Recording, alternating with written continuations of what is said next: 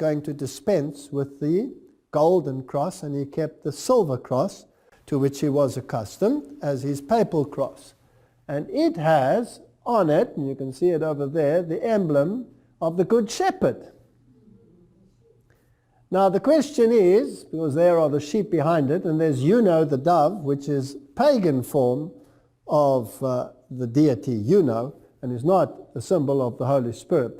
The question then is this Good Shepherd representing Jesus, or is it representing the god Pan? And Pan, of course, is Satan. That's what it is. Now you will see that he has his arms crossed, like this. Now Jesus is never depicted with his arms crossed like this, but the god Osiris is always depicted with his arms crossed. And as we have seen, the cross is a symbol of victory and a new order which will be brought in by the coming Messiah, which is of course the worship of Lucifer, which precedes the coming of Christ. So this god here, by the very nature, is the god Pan. But am I now on speculative ground? So let's go to his predecessor and retired current Pope, who happens to be Pope Benedict. And there he is. And this is his coronation. And he's receiving a mitre. And on his mitre, there is a deity displayed. Now I've tried to increase the size, but the quality is not very good. Of course he has the broken cross there with him, symbol of the broken cross, the bent cross, symbol of victory over Christ, of Lucifer, with an emaciated Jesus hanging there. But this deity over here is playing an instrument, and if you look very carefully, you might recognize that it is the pan flute. So he has the god Pan right on his head. He's the representative of Satan on this planet. That is what the symbolism says. Whether we like it or not, that might sound incredibly harsh, and I apologize for saying it as bluntly. Now let's go back to another movie which is used as an acronym. They can take snippets of history and turn it around to allegorize their existence. Robin Hood and Little John, the famous Sherwood Forest couple, and the merry robbers who took from the rich and gave to the poor. Now, who is more concerned about the poor today than anyone else on this planet? Isn't it the Pope? He's constantly saying we must take from the rich and give to the poor. He's the ultimate Robin Hood on this planet. Now, in this story, it's even in the form of a statue in England. They've glorified the story. Now, it has an ancient origin, but it has been allegorized by them to meet their needs. Now, in the animated Walt Disney one, this is John. Again, you have a John, who is the sophisticated one, the clever one, the one who wields the sword. Now, in the previous John that we had, Peter Pan and Mary and John, he can also be an acronym. The one who wields the sword, will it be the white pope or the black pope? It'll be the black pope, right? Now, let's go to this story. Here we have Little John, and there you have Robin Hood in an animated form.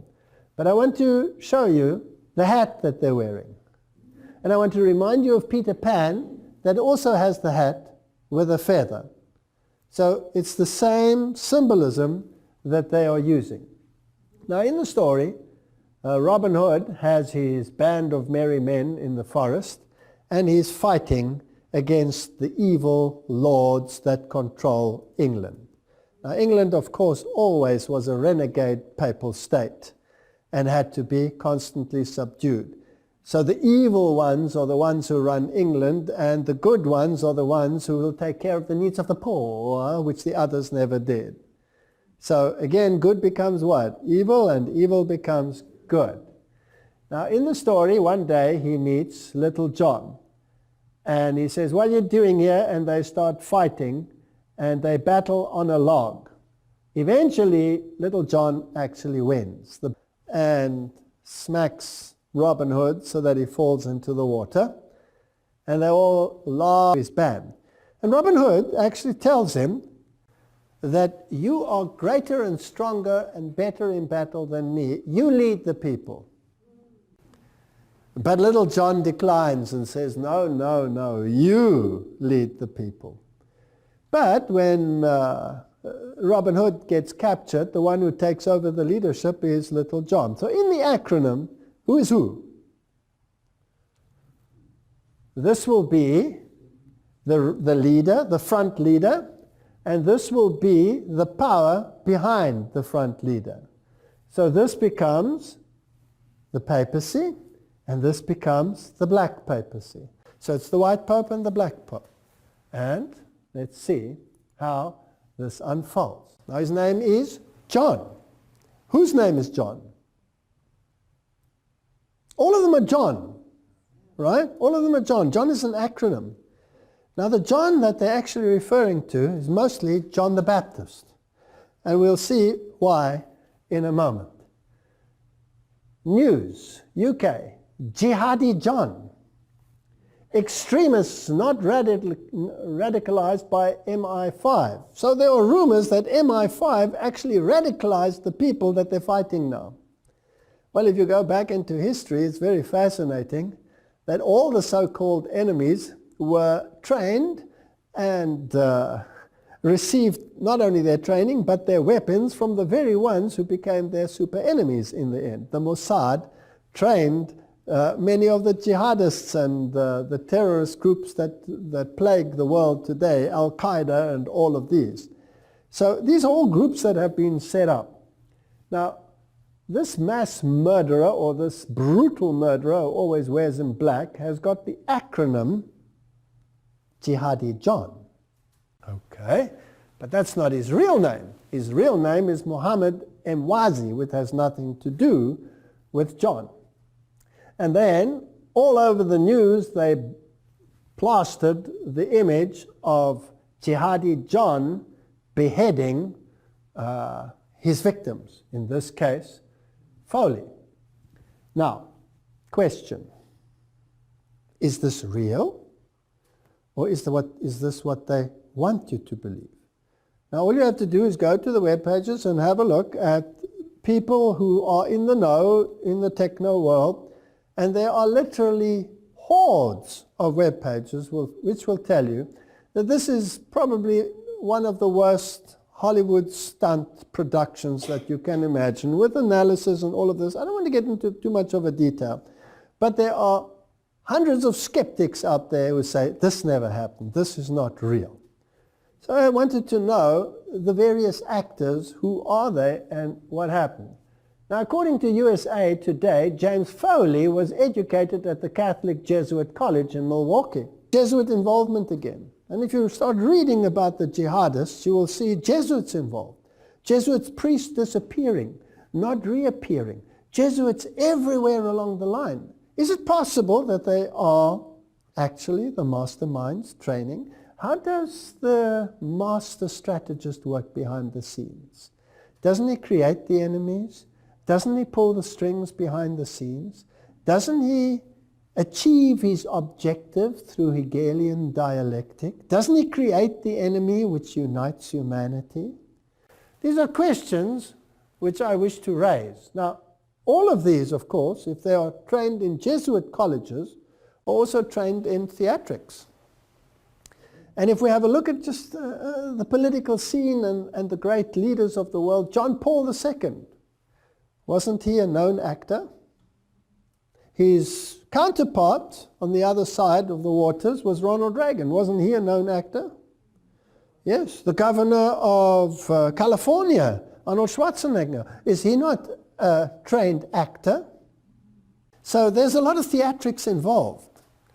And whether this ever happened or whether it didn't happen, the world has to be shocked by the beheading.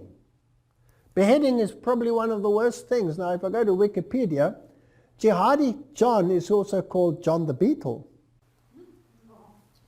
Now, the Beatle, John Lennon, was a known Luciferian. And he was controlled by the Jesuits directly. The Beatle group was controlled by the Jesuits. And he said, I sold my soul to Satan. And he's also called Jailer John. Now John is appearing just a little bit too frequently for my liking. And there are pseudonyms associated with a member of Islamic State of Iraq, ISIL, ISIS, and they behead various people. All right, so you have all of these acronyms. Now let's just go a little bit further into this. The Jesuits, Ebola, and beheadings, trying to get the New World Order going. Now, I'm not interested in the quality of this web page. Whether it's a good web page or a bad web page is irrelevant at this point, because people will take it anywhere. But what is true, that black magic Freemasonry has the symbol for the degrees 9 to 11, which depict a decapitated head by a short sword. Let me tell you a little secret. Why would they use the symbol of a beheaded individual? And why is the name John always associated with these organizations? Because John the Baptist is the mega saint of many of the esoteric occult movements. And I'll give you some details as to this. Here is the UK column. So for instance, June the 24th, John the Baptist's Day, was appointed a Masonic holiday, on which the members were to assemble, perform certain rites, and partake of a common meal. Jews and Freemasons in Europe, etc., Harvard Press, etc. So now we're getting into the nitty-gritty of the matter. The Bunch of Grapes Tavern mentioned in the Poe chapter was called the St. John's Lodge No. 1. Satanist Aleister Crowley, a 33-degree Freemason who influenced the Beatles tremendously, by the way, sometimes used the alias John St. John. So when you attach an alias like John, then it is a signal that there is an occult connection. But none of the usage has anything to do with piety. Aleister Crowley was one of the most evil men on the planet, with the most evil rituals that you can imagine, which should never be spoken of in good places. So in actuality, it is a vicious mockery. What is memorialized is the manner of St. John's death. It is a constant source of celebration and a constant reminder to anti-Masons of what can happen to them. But even deeper, because now they're just thinking on a Masonic level, let's go one deeper on a Jesuitical level. It is a constant reminder of the victory of Satan over Jesus Christ. We saw it in the movie, The Passion of the Christ, where they reverse the issues. So when they behead John the Baptist, it is a symbol of the victory of Lucifer against the followers of Jesus Christ. They're celebrating the beheading. They're not celebrating the saint. Are you with me? Okay. Now, how did Paul die? In the same way. Now, if we go through the names of the popes, there are 23 popes with the name John. 23 with the name John. What are they standing for? Are they standing for John the Baptist or the other John? They don't tell you which one, but it's John the Baptist. And there are 6 popes with the name Paul. And there are 2 popes with the name John Paul. That's a double whammy, putting both into that name frame. What are they standing for, and whose side are they on? I know I'm on dangerous ground, but I'm sticking my neck out. Let's go further. Joseph Ignatia Guillotin was the physician. Dr. Joseph Guillotin was a French physician who proposed on 10 October 1789 the use of a device to carry out the death penalties in France, the guillotine. But what is not known is that he was also a Jesuit. So who is the ultimate beheader on this planet? Jihadi John or the Jesuit order? And what they did in the French Revolution to bring in their new system of government, which we've talked about in the past in Revelation chapter 11, this beast that rises from the bottomless pit with this godless philosophy, will be controlled by people who celebrate victory over Christ by beheading. So to go and be all sanctimonious now and say how evil it is that these people out there are doing this and forgetting the history of where it comes from is sanctimonious to the highest degree. Not that I am propagating anyone. This is the Cathedral of St. John the Divine. It is the largest cathedral, arguably, in the world. It is the Episcopal Cathedral, which is, of course, totally controlled by occultism and Freemasonry, as everybody who has just done the slightest bit of research will find. Now, the very name is a blasphemy, because St. John was never divine. Only Satan said that man can become divine. Now, this cathedral of St. John the Divine, officially the Catholic Cathedral Church of St. John, the Great Divine in the city of Diocese of New York, they don't really tell you whether it's John the Baptist or whether it's John the other one. Enough that the acronym is John. Inside, for a while, they hung up the statue of the female Christ, which is a blasphemy in itself. And it was sculpted by the granddaughter of Sir Winston Churchill, whose Masonic apron can be seen right there in the British Lodge if you want to go there. This is Masonry. This is Masonry.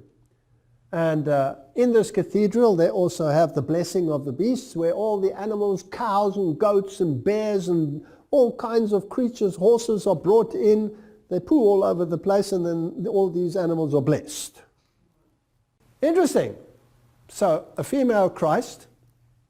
And here's an interesting webpage, Sinister Sites, and it tells you the destruction of New York City, including the Twin Towers, sculpted right on the building, because this cathedral is a work in progress. Everything is changed a little bit every year, something is added. Just like the Jesuits have a work in progress. And there's the pillar showing the destruction of New York City with the twin sitters and the smoke going up behind it. Just as you saw in The Simpsons, just as you saw in Michael Jackson's release. Is there something going on here behind the scenes? But not only that, they also have the Temple of Understanding in this cathedral, which is the United Nations organization which is there to bring about a one world religion, which we saw in the previous lecture has already been accomplished by the signing of the Unity of Religious Agreement. We are heading towards a mindset that all religions need to come together. Who's the enemy? Who's the enemy? The enemy is the extremist. And the extremist is going to kill us. And the extremist is going to cut our head off. And he's coming to bomb me right here. And he's going to put a smart bomb in this place. And he's going to blow us to smithereens, etc. Fear is the mechanism of herding people into a camp. Now, I'm not interested, let me make this plain, or whether my allegories are right or whether they are wrong, whether they are spot on or whether they are off track. It's not relevant. The question is, where's it leading to? Because they say the ends justifies the means. If the end result is in accordance with what the Bible tells us is going to happen, then I know who's behind it, irrespective of whether I'm right or wrong. That's the point. So let's have a look and see where it's heading. Former British Foreign Secretary Robin Cook, a very fit man, very active, just suddenly dropped dead on his morning walk. But Leave it at that. He said, the truth is, this is now, he's standing in front of 10 Downing Street, high politician, high position in the establishment. He just got fed up and he said, the truth is there is no Islamic army or terrorist group called Al-Qaeda, and any informed intelligence officer knows this. He said, but there is a propaganda campaign to make the public believe in the presence of an identified entity representing the devil. TV watcher to accept a unified international leadership for a war against terrorism. The country behind this propaganda is the United States. So he said. And then he died. So there is no Al-Qaeda.